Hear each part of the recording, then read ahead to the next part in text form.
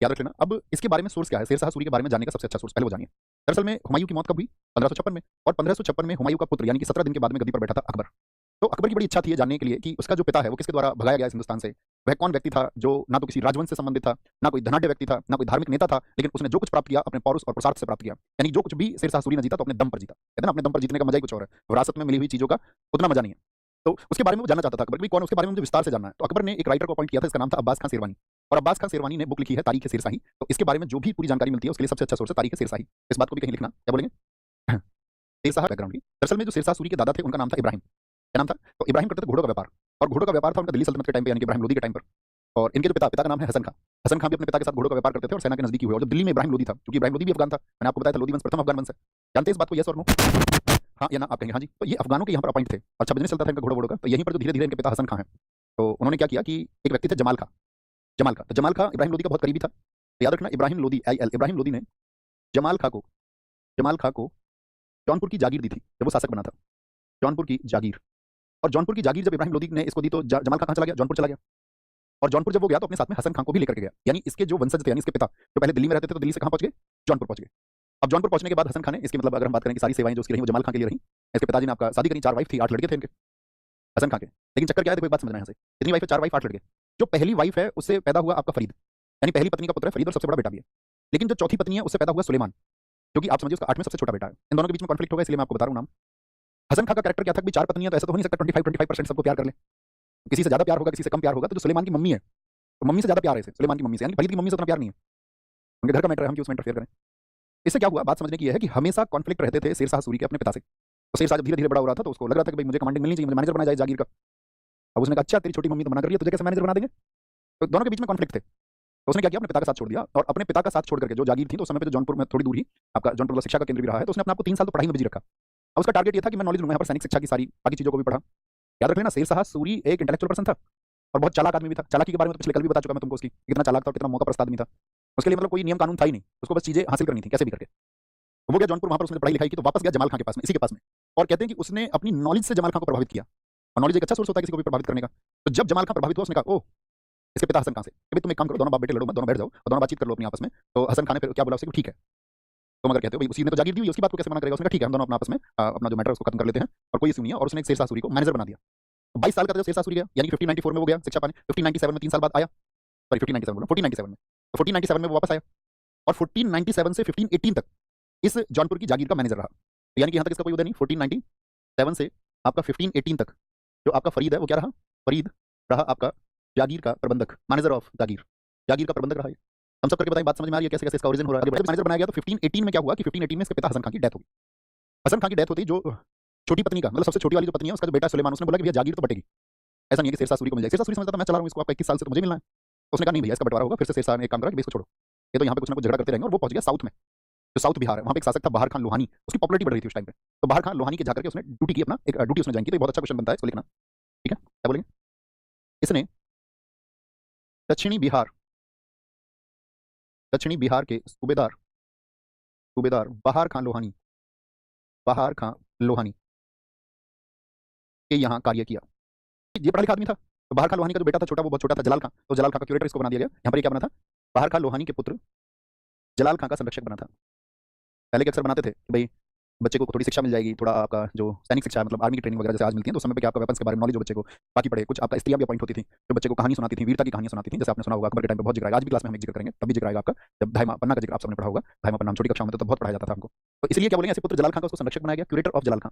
लेकिन थोड़े टाइम बाद क्या होता है कि भाई आपका बोलता ही था ये तो भाई शेर शाह का क्या मतलब था कि भाई भाग्य अगर मेरा साथ दे, तो भाग्य ने उसका साथ दिया। और जो ये बहार खान लोहानी है इसकी डेथ हो गई।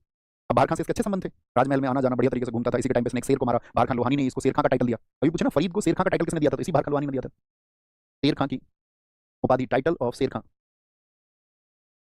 जो थी दूदू बेगम, यानी जलाल खां की जो मम्मी थी, ठीक है? तो उसने जलाल खां की अम्मी से शादी कर ली दूदू बेगम से, क्योंकि उसके लिए अच्छा ऑप्शन नहीं था। और उससे क्या हो गया, उसको साउथ बिहार मिल गया। तो उसकी जो शक्ति है वो कैसे बढ़ी आपने देखा, ग्रेजुअली, धीरे धीरे धीरे धीरे, उसको कोई जल्दबाजी भी नहीं है, ठीक है? अब यहाँ पर इसको ये इस टाइम पर अगर हम बात करें, वही समय था जब बाबर का भारत में प्रवेश हुआ था और बाबर पानीपत का प्रथम युद्ध जीत चुका था। और बाबर का पानीपत का प्रथम युद्ध जीतते ही इसकी जो निगाहें थी वो थी कि बाबर के यहाँ पर जाकर के कुछ सीखा जाए। और मैंने आपको बताया था चंदेरी के वॉर में ये बाबर के साथ था, तो इसने वहां से भी मिलिट्री एक्सपर्टीज ली, ठीक है? वहां पर ये चीजों को सीखा, तब आगे बढ़ा, ठीक है? तो बहार खान लोहानी के यहाँ याद रखेंगे, पानीपत के प्रथम युद्ध के बाद में इसने किसको ज्वाइन कर लिया था? बाबर को। बाबर ने अपने पुत्र हुमायूं को भी इसके बारे में सचेत किया था, मैंने आपको बताया, जरा। उसने कहा था बेटा बच के रहना इससे, अगर किसी से बचना हो तो इस आदमी से बचना बहुत चालाक है, धूर्त व्यक्ति है, लौंडी जितना चालाक है, ठीक है जी। तो यहाँ पर क्या होता है फिर तो इसके बाद में क्या हुआ, इसकी पॉपुलैरिटी और ज्यादा बढ़ी, और जैसे ही इसकी पॉपुलैरिटी थोड़ी सी और बढ़ी तो इसने खुद को क्या बोलने लग दिया कि मैं अफगानों का नेता हूँ। और अफगान जो थे वो मुगलों से क्या करते थे, घृणा करते थे एकदम से। ऐसे समझो जितने भी अफगान थे, क्योंकि भाई अफगानों से ही तो शासन छीना था आपका मुगलों ने, यानी बाबर ने आकर के अफगानों की सत्ता को चुनौती दी थी। तो जितने भी अफगान थे वो ये समझो आप सारे के सारे विपक्ष में थे मुगलों के। तो ये खुद को मानता था कि मैं इनका नेता हूँ, लेकिन एकमात्र नेता नहीं था। इब्राहिम लोदी का एक भाई है, मैंने कहा था वो युद्ध से बार बार भाग जाता था, उसका नाम बताएं, कल भी मैंने आपको बताया था, तो आपको पता होगा देवरिया का युद्ध 1532। तो हुमायूं के खिलाफ कौन कौन लड़ा था, कल की क्लास में आंसर करें, देवरिया के युद्ध में कौन कौन था। तो आप कहेंगे भैया शेर खान था, और तब महमूद लोदी जो इब्राहिम लोदी का भाई था और सोचता था मैं दिल्ली गद्दी वापस पालूंगा, उसने बेचारे ने बहुत प्रयास किए। लेकिन 1532 का देवरिया का युद्ध वही युद्ध जिसके बाद में महमूद लोदी सर्वदा के लिए भाग गया। अब तुम ये मत सोच रहे बार बार आ जाता है भाग करके, इस बार तो हमेशा के लिए भाग गया, अब वो वापस नहीं आएगा फाइनली गया वो। और बीच युद्ध में ही शेर शाह ने उसका साथ छोड़ दिया था। शेर शाह का काम ही क्या था, देखो शेर शाह अगर महमूद लोदी का साथ नहीं देता तो अफगानों को मैसेज चला जाता है, तो झूठा बोलता है कि अफगानों का नेता हूं मैं, तो कोई नेता नहीं है। तो उसने झूठ मूठ के लिए, ऐसे समझिए तुम, मतलब उसको आगे कर दिया, महमूद लोदी को लड़ो, और बीच युद्ध में से भाग गया। उसका टारगेट तो था कि महमूद लोदी को मैं मरवा दूंगा बीच युद्ध में, लेकिन महमूद लोदी भी बहुत तेज था, उसको पता था मरने का नंबर आता वो भाग जाता, तेज भागा वो। तो फिर महमूद लोदी जब हमेशा के लिए भाग गया तो एकमात्र नेता फिर ये बचा। जैसे मैंने कल भी आपको बताया, हुमायूं के लिए शुरुआती दिनों में ये कोई बड़ी पावर नहीं था, लेकिन धीरे धीरे इसने अपनी शक्तियां इकट्ठी की और हुमायूं के लिए चैलेंज बन गया। कल ही आपको पता होगा इसने बंगाल को लूटा 2 बार, हुमायूं पहली बार में इग्नोर करके बैठा रहा, दूसरी बार में हुमायूं को पता चला कि इसने मोहम्मद शाह से 13 लाख स्वर्ण दिनार ले लिए हैं। तो वहां से इसकी इकोनॉमिक जो पावर्स थी वो भी बढ़ी, यानी इकोनॉमिक स्ट्रेंथिंग हो गई इसकी, इसको मजबूती मिली, आर्थिक मजबूती मिली बंगाल से पैसा मिलते ही। अब हुमायूं गया था और हुमायूं ने किया था बंगाल का अभियान, वहां भी इसने कितनी चालाकी की थी कि भैया बिहार तुम ले लो, बंगाल मुझको रहने दो, और भाई साहब 10 लाख रुपए भेजूंगा मैं तुम्हें, अलग था ना? तो इसने हजरत आला की उपाधि धारण की। यहाँ पे लिखना अगली बात को, 1530 में नाम बताओ, कल मैंने आपको बताया चुनार का किला याद है, इसकी पत्नी का नाम मैंने बताया था, वहां पर एंटर कर गया था।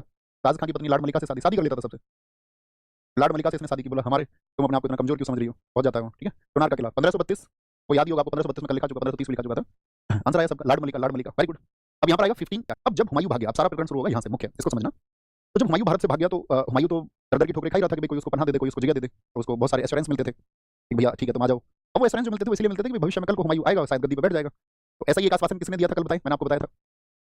किसने दिया था, आपका जोधपुर के कौन से शासक थे जिन्होंने हुमायूं को आश्वासन दिया कि भाई ठीक है रह लो। तो 1541 में उसने क्या किया, उसका पहला काम तो ये था कि भाई कहीं ये हुमायूं वापस ना आ जाए। तो उसने सीमाओं की सुरक्षा की, मतलब सिंध तक अपनी सेनाएं भेजी, वहां पर गखर प्रदेश था तो उन गखरों से 1541 में उसने उनका सफाया करवाया कि वापस नहीं आनी चाहिए, ठीक है। दूसरी चीज उसका सबसे इंपॉर्टेंट आता है 1541। 1541 में बंगाल जीता, 41। यहाँ क्या कारण था, बंगाल में महमूद शाह था, जिस महमूद शाह को इसने 13 लाख देने के लिए विवश किया, 13 लाख मुद्राएं, और उसी महमूद शाह ने कल मैंने आपको बताया तो हुमायूं को बुला लिया, भैया बहुत परेशान कर रहा तुम कैसे भी करके आ जाओ। हुमायूं तभी गया इसके पास में, लेकिन इसने हुमायूं को बहका लिया। तो वो जब महमूद शाह एक्सपायर हो गया, मतलब जब महमूद शाह की डेथ हो गई, तो उसकी डेथ के बाद में वहां पर बंगाल में एक सूबेदार हुआ करता था खिजर खान। तो उस खिजर खान ने महमूद शाह की बेटी से शादी करके कह दिया भैया बंगाल के राजा हम हैं, हुमायूं तो चला गया यहाँ से, वो बंगाल तब तो हुमायूं का अधीन या शेर शाह के अधीन था, शेर शाह ने कह दिया कि मैं हुमायूं का अधीन हूँ। तो उसने कहा नहीं, हुमायूं तो चला गया, हम शेर खान के अधीन नहीं है और हम स्वतंत्र हैं। और स्वतंत्र उसने बोला किसको, बंगाल को जीता, यहाँ पर याद रखना किसको, खिजर खान का नाम आएगा। खिजर खान ने खुद को स्वतंत्र घोषित कर दिया था, खुद को स्वतंत्र घोषित कर दिया था। और किससे शादी कर ली थी, महमूद शाह जो बंगाल का शासक था उसकी बेटी से। तो जाकर के उसने अभियान किया यहाँ पर, खिजर खान को इसने क्या कर लिया, कैद कर लिया। बोला तुम्हारे साथ क्या सलूक किया जाए बताओ, उसने बोला भैया छोड़ दो, बोला छोड़ेंगे तो नहीं। तो यहाँ पर जब इसको कैद कर लिया इसने, तो यहाँ पर सबसे इंपॉर्टेंट बात आती है कि शेर शाह एक बहुत अच्छा प्रशासक था। यहीं से कहते हैं कि उसको जो राष्ट्र निर्माण की तरफ लेके गया, इसलिए इतिहासकार ने उसको राष्ट्र निर्माता भी लिखा, क्योंकि यहाँ पर उसने कहा कि बंगाल में बार बार विद्रोह होते हैं। आपने देखा ना प्राचीन दिल्ली सल्तनत के समय से बंगाल में विद्रोह होते थे, बलबन जो कहीं नहीं गया दिल्ली से बाहर उसको भी बंगाल जाना पड़ा था 1279 में तुगलक खान के बाद, तो यहाँ बार बार होते थे। तो इसने एक परमानेंट सॉल्यूशन खोजा, इसने कहा कि एक काम करते हैं यहाँ बार बार विद्रोह ना हो, इसके लिए क्या किया उसने, इस बंगाल को यहाँ पर उसने बंगाल को क्या कर दिया, बंगाल को बांट दिया, बंगाल को सरकारों में बांटा, सरकारों यानी कि जिलों में, जैसे आज डिस्ट्रिक्ट होते हैं ना, ही डिवाइड बंगाल इन सरकार्स, ही डिवाइड सरकार, ही डिवाइड बंगाल इन सरकार्स, ठीक है। और साथ में इन पर जो जिलों में इसने बांटे, इनके कंट्रोल कैसे रहेगा इन पर, तो इनके नियंत्रण के लिए उसने बहुत सारे लोगों को बनाया और उनको बोला गया सिकदार। नियंत्रण के लिए कौन होते थे, पोस्ट बनाई सिकदार, और साथ में सिकदारों पर भी कंट्रोल हो उसके लिए बनाया आपका अमीर ए बंगला, या अमीन ए बांग्ला भी उसको कहा जाता था। ये किसके लिए था, तो याद रखना उसने बंगाल को किसमें बांट दिया, जिलों में बांटा, हर जिले पर आपका सिकदार को अपॉइंट किया, जहां पर एक सैनिक टुकड़ी होती थी उसके साथ में, और सिकदार पर भी कंट्रोल करने के लिए उसने सबसे ऊपर पद बनाया अमीर ए बंगला, जो डायरेक्टली रिस्पॉन्सिबल थे किसके लिए, शेर शाह सूरी के लिए, वो शेर शाह सूरी को रिपोर्ट करेंगे।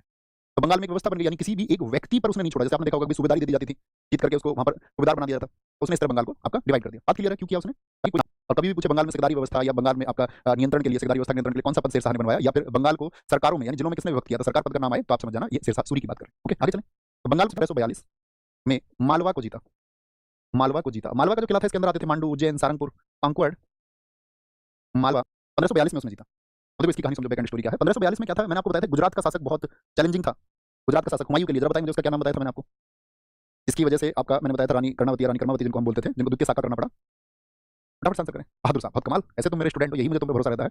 अब देखो अगर तुम सब चीजों को जानते रहोगे और एकदम क्रम से चीजों को पढ़ते रहोगे तो हिंट रहेंगे और सब कुछ आपके सामने लाइव चलता रहेगा। तो इसके सामने परेशानी क्या है कि वहां पर एक शासक था मल्लू खान, मालवा में, एमपी, और मल्लू खान ये बहादुर शाह की डेथ के बाद में खुद को बोलता है भैया अब तो बहादुर शाह के अधीन वो काम करता था, उसने बोला बहादुर शाह की डेथ होने के बाद में हम ही स्वतंत्र शासक हैं। जो मांडू, याद है मैंने हुमायूं को बताया था, वो मांडू गया, चंपानेर गया, सारंगपुर में ठहरा था हुमायूं, तो वो सारी जगह मांडू, उज्जैन से लेकर के सारंगपुर का ये क्षेत्र जो है मध्य प्रदेश वाला, राजस्थान तक का, ये सब कंट्रोल में ले लिया उसने अपने आप को, और बोलता मैं कादिर शाह के नाम से शासक नहीं हूँ, खुद को कादिर शाह की उपाधि भी देता है। तो याद रख लेना मालवा को जब उसने जीता तो यहाँ पर कौन है, यहाँ पर है मल्लू खान, मल्लू और जिसका टाइटल है कादिर शाह।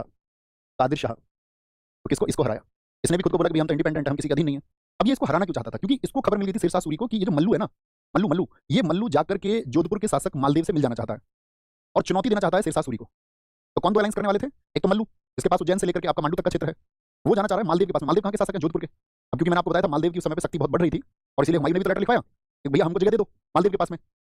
उसके लोग दूध गए थे, उसके मैसेंजर गए थे हुमायूं के, उन्होंने कहा था जी हुमायूं दर की ठोकरें खा रहा है और उसको रहने के लिए छत दी जाए। तो तब क्या कहा था राजा मालदेव, जो मैंने कल आपको बताया, तो उन्होंने आश्वासन दिया कि ठीक है आ जाओ तुम रह लो, बीकानेर में तुम रह सकते हो जाकर के। लेकिन मैंने बताया एक तरफ तो कहते हैं कि शेर खान का दबाव, इसके चलते उन्होंने मना कर दिया, और इतिहासकार एक दूसरा पक्ष ये बताते हैं कि खुद हुमायूं ने जाने से मना कर दिया बीकानेर में।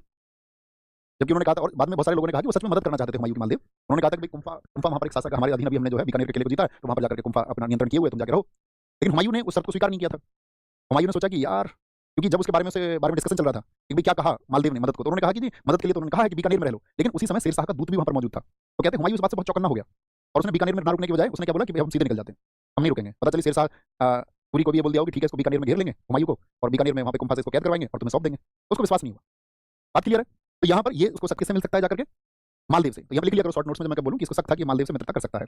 मालदेव तो बड़ा चैलेंज हो जाता है फिर अगर इसके सामने हो जाता और शेरशाह सूरी कमजोर हो जाता। ठीक है, इसके बाद में अभियान आता है, नोट आगे लिखना। 1543 में वो मतलब जबरदस्त शासक थे, क्योंकि बाबर को एक चंदेरी का जो किला बाबर ने तो जीता था मेदिनी राय से, लेकिन वापस बाबर से जीत लिया था पूर्णमल ने। तो पूर्णमल कमजोर तो थे नहीं, तो इनका किला है कहाँ पे, रायसीन दुर्ग, रायसीन फोर्ट।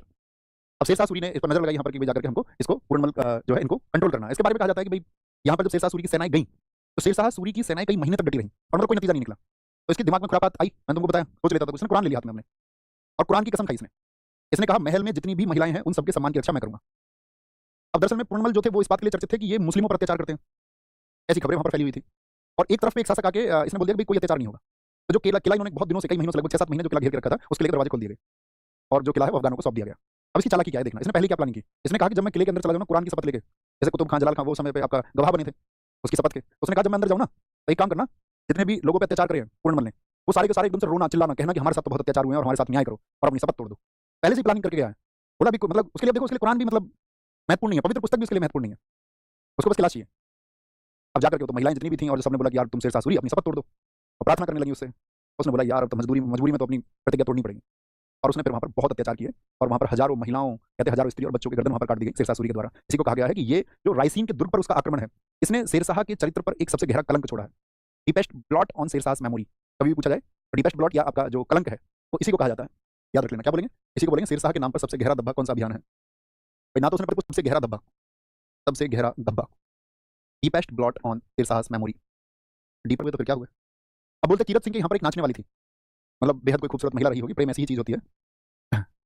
उसका दिल लग गया उससे। बहुत सारे लोगों ने लिखा है कि उसने वो अभियान जो किया वो एक महिला के लिए किया, लेकिन बहुत सारे लोगों ने कहा नहीं भैया ऐसा नहीं है।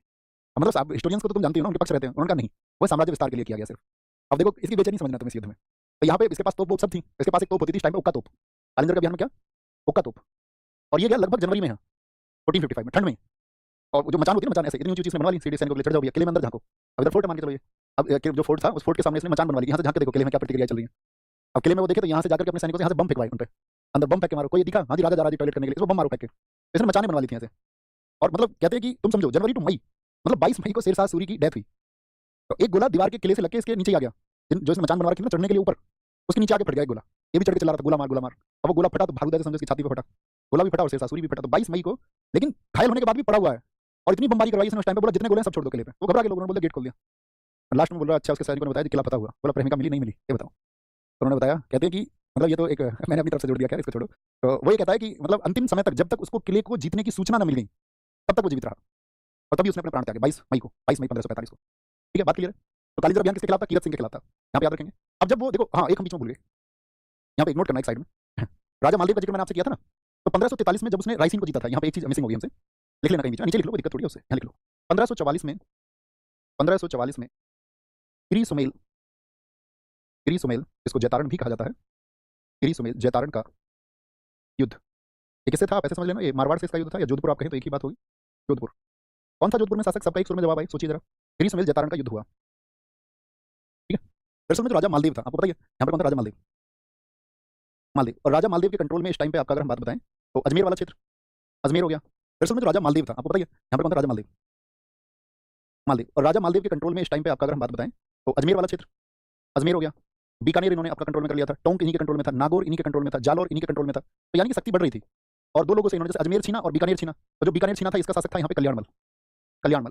और जो अजमेर छीना था, सॉरी अजमेर अर्थात मेड़ता, जो मेड़ता का शासक था उसका नाम था आपका क्या, वीरमदेव। तो ये दो शासक थे इसके टाइम पे जो इसके खिलाफ हो गए।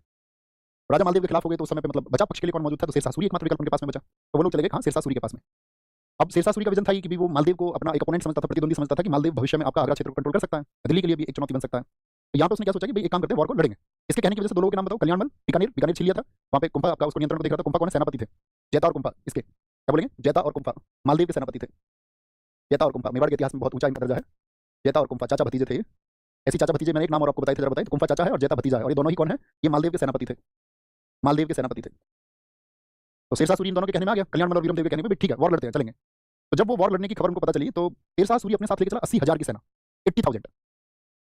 और उधर से उसने मीटिंग बुलाई राजा मालदेव ने भी अपनी। राजा मालदेव अगर हम बोलें उस समय शेरशाह सूरी की स्थिति में बहुत मजबूत नहीं थे अगर सेना का कंपैरिजन करें, लेकिन उसने सुन रखा था कि भाई बहादुरी किससे सुने थे उसने, राजा मालदेव के भी बहुत खतरनाक लड़ाके हैं, जैता और कुंभा भी बहुत खतरनाक लड़ाके हैं, युद्ध टक्कर का होगा, इसलिए बड़ी सेना लेके चला।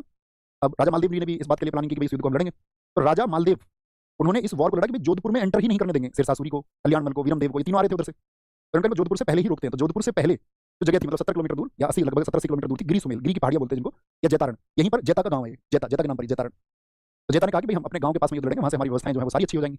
और पीछे से कुंभा भी आ गया अपना बीकानेर छोड़ करके कि भाई हम भी लड़ेंगे वॉर में। तो बात तय हो गई और लगभग 1 महीने करीब जो है सेना एक दूसरे के सामने डटी रही। पहले ऐसी सेना आती थी, पीछे से कोई टुकड़ी आ रही है, किसी की कोई किसी अभियान पर गई हुई है, इस टाइम होता था, अपने इकट्ठा होते रहते थे सब लोग, व्यवस्था करते थे, युद्ध की तंबू गाड़ते थे, तो महीने तो ऐसे ही बीत जाते थे। अब जब दोनों एक दूसरे के सामने फ्रंट पे आ गए, एक तरफ कौन कौन है बताओ, एक तरफ मालदेव है और दूसरी तरफ कौन है, शेरशाह सूरी। शेरशाह सूरी को जो सपोर्ट मिला हुआ है किसे, वीरमदेव से और कल्याणमल से, लेकिन मालदेव के सपोर्ट में कौन है, तो जैता और कुंभा। और वहाँ पे मतलब बहुत उनकी बहादुरी के किस्से प्रचलित थे। वहाँ पे कहते हैं कि एक बार लिखा गया जैता और कुंभा जब पानी पीने गए तो वहाँ की महिलाएं जिक्र कर रही थी, महिलाओं ने कहा यार ये अफगान तो जो है ये बहुत अत्याचारी है, और ये अफगान कहते हैं कि बाद में बहुत लूटपाट करेंगे। तब दूसरी महिला ने जवाब दिया नहीं, जैता और कुंभा भी जीवित है, और जैता और कुंभा के होते हुए कोई तनिक भी घबराने की जरूरत नहीं है। इतनी उनकी बहादुरी के किस्से थे। अब शेरशाह सूरी ने पूछा उससे अपने दोनों साथियों से भी क्या स्थिति है, तो उन्होंने बताया जैता और कुंभा है, ऐसे ऐसे वो लीड कर रहे हैं और जो है उधर से इतनी सेनाएं हैं।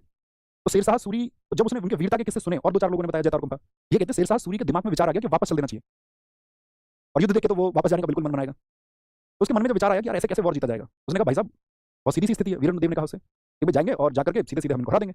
बीकानेर तो मुझसे लिया गया, बीकानेर, कल्याणमल कहता मैं बीकानेर को ले लूंगा, और आपका जो वीरमदेव है वो कहता मैं अजमेर को ले लूंगा, और मालदेव के मरते तुम जोधपुर को ले लेना, जोधपुर पर तुम्हारा कंट्रोल हो जाएगा। उसने कहा बेटा तुम मरवाओगे मुझे, लगता है सही। तो वहाँ पर उसने चालाकी चली। चालाकी क्या चली थी कि उसने कहा झूठे पत्र बनवाओ। उसने बहुत सारी झूठी चिट्ठियां लिखवाई, और उन झूठी चिट्ठियों में लिखवाया कि मैं कुंभा अफगान सेना के साथ होने को तैयार हूं, और जैसे ही मालदेव युद्ध करेगा तो मालदेव को यहाँ पर आपका हम कैद कर लेंगे और आपके सुपुर्द कर देंगे। यानी कि ऐसा दिखा दिया कि जैता, कुंभा और कई सेनापतियों के नाम से, कि उन सेनापतियों ने कोई चिट्ठी लिखी है शेरशाह सूरी के नाम पर, और वो सारी कैंप में फिकवा दी गई। ठीक है, कैंप में जो आपको उस समय से जो सामान बेचते थे लोग, तलवार वगैरह, युद्ध के स्थल पर बहुत बेचा जाता था सामान, तलवार वगैरह, तो उन्हीं के द्वारा वो चिट्ठियां उसने डलवा दी।